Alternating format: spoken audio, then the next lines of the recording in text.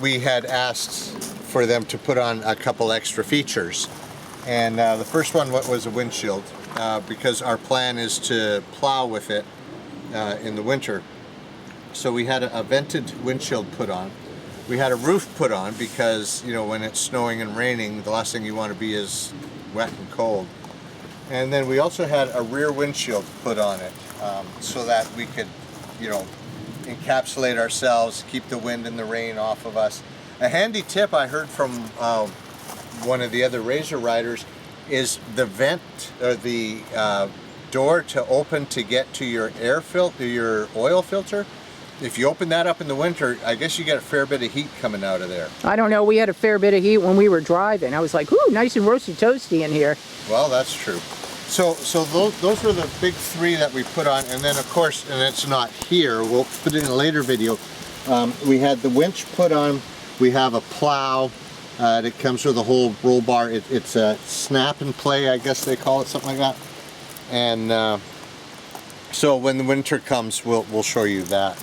And of course, the most important thing, that rear view mirror, that was... Yeah, so important. How much money? Well, yeah, anyways. And then while we were at the dealership picking this up, Lisa decides all of a sudden that we need the Polaris cargo box. So we bought it, and now I need to install it. Plus we got this handy dandy little thing that goes on your cable for the winch, so we'll be adding that shortly too. But these things are pretty straightforward. Whether I'm smart enough to do it is a different story. Maybe you should do the non-mail thing and read the directions. There are directions in there. Yeah, you know what? We're going to send you to Vegas, put you to work, you know, with those jokes. All right, so this looks like it's about a 10 mil. And so, as all good mechanics are, I don't have my glasses with me, so I'm just going to have to fudge it. What's the old saying? Fake it till you make it. And so far I'm doing a lot of faking and very little making. Here we go. That was a blurry, looks like ½ inch. So if this was ½ inch, why didn't the 10 fit? Anyways. So I don't think these things are all that hard to do. Famous last words. Instructions. Huh? Instructions. No, that's just the wind. You're just hearing wind. So this just clips in the back. And I'm talking like I know what I'm doing, right? So it's got these little foot tabs right here. One here, one here. These slip right into these vertical rectangles. Oh, nice warmth. And then right here is where these are going to be fitting in. And they go in something like that, I think. So wish me luck. Hopefully I won't be too much of a bumbling. First thing we do is we put it in. And that is how it sits. And then these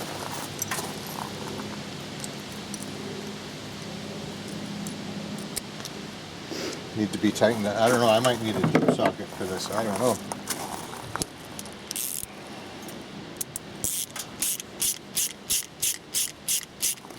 Flies out on the trail.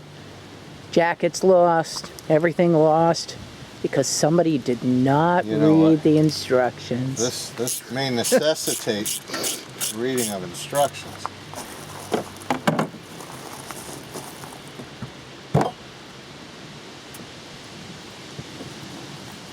Which way do you like better? I think it's supposed to go like that.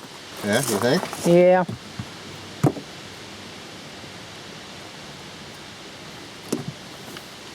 Yes.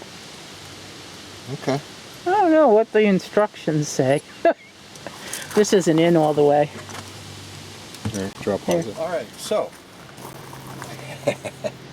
I didn't look at the instructions. So this is how you do it. So you got to pull the box out and you disassemble the assembly. This drops in from the top. And there's a bolt, a nut on the top, right? Or a spacer. Yeah, I put the black washer there. Washer, that's what it is. The two rubbers, the smaller washer, and then the waxed, reinforced nut. Yep, that's the way it goes. So, we're going to do both sides at once so that if I mess them both up, they'll be equally messed up. Oh, oh, oh. Let me try to make a break for it. Bring it back to China. China. Alright, so through the top, rubber spacer, washer, and then the Screw nut turns thingy. on the nut. Alright, this makes more sense. So now, we're going to tighten these up.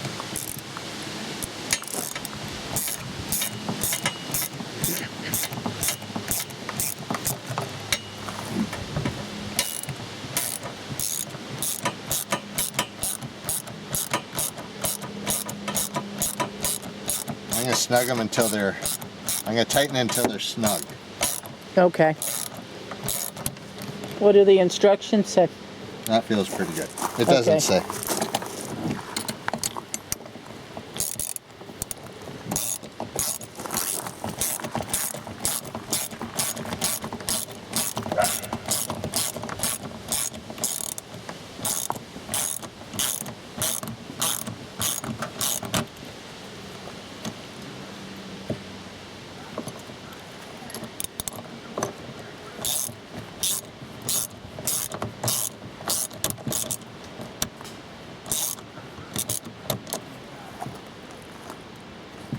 There, see how that swelled up nicely? That one swells up okay. Let's see if we can...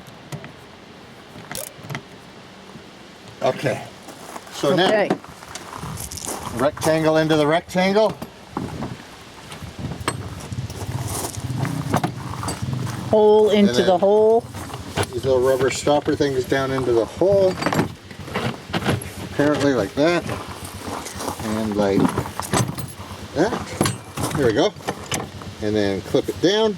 Snap a one, snap a two. Oops, I kind of lost that. There we go. And there we are. This thing is on. In, done, kaput, zippy, duppy, yippity doo. That thing's in there good. So now, Why isn't this isn't straight when it's on there? So if we well, wanted we're to, not going to lock it anyways. I mean, this thing's made out of plastic. If somebody wants what we got in there, they're going to get what we got in there. okay.